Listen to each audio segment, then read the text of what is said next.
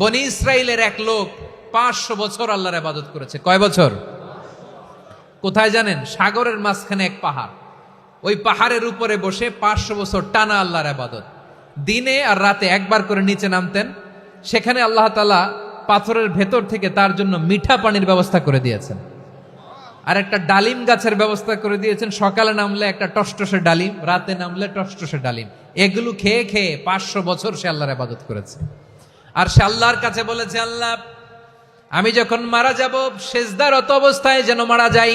ঠিকই আল্লাহ সেজদারত অবস্থায় সাইয়েদনা আজরাইলকে পাঠিয়ে দিলেন। সেজদারত অবস্থায় লোকটা মারা গেল। 500 বছর ইবাদতের পরে আল্লাহর দরবারে কিয়ামতের কঠিন ময়দানে যখন লোকটা হাজির হয়ে যাবে, আল্লাহ বলবেন, আদখিলু আবদি আল জান্নাতা বিরহমাতি, আমার বান্দাকে আমার দয়া, আমার ভালোবাসা দিয়ে জান্নাতে ঢুকায়া দাও।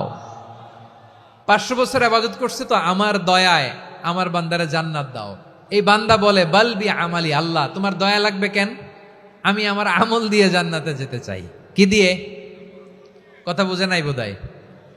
আল্লাহর এই বান্দা কি দিয়ে জান্নাতে ঢুকতে চায়? আমল দিয়ে। আল্লাহ বলছে, আমার দয়ায় আমার বান্দারা জান্নাতে নিয়ে যাও। ফেরেশতারা এ বলে, আল্লাহ তোমার দয়া লাগবে কেন? সেজদা তো কম দেই নাই, জিকির করতে করতে 500 বছর শেষ করে দিলাম, আবার তোমার দয়া লাগবে?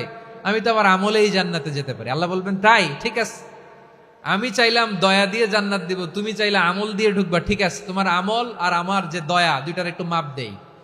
তোমার 500 বছরের ইবাদত এক পাল্লায় রাখো।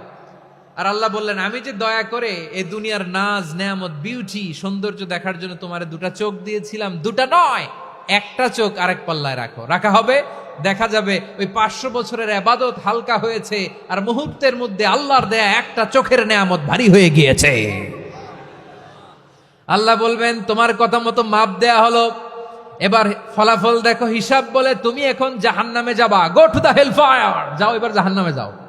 মাপ জোখে যখন আসছো আমার সাথে হিসাব ক্যালকুলেশন, যাও তুমি এবার জাহান্নামে যাবা। এবার লোকটা কাচুমাচু করে বলে, আল্লাহ আমি বুঝি নাই, আল্লাহ আমি বুঝতে পারি নাই, খেয়াল করি নাই, তুমি আমারে ক্ষমা করো, তুমি আমারে মাফ করো। ও আল্লাহ, এবার আমি টের পেয়েছি, এবার আমি বুঝতে পেরেছি তোমার দয়া ছাড়া দুনিয়ায় কেউ জান্নাতে যেতে পারবে না।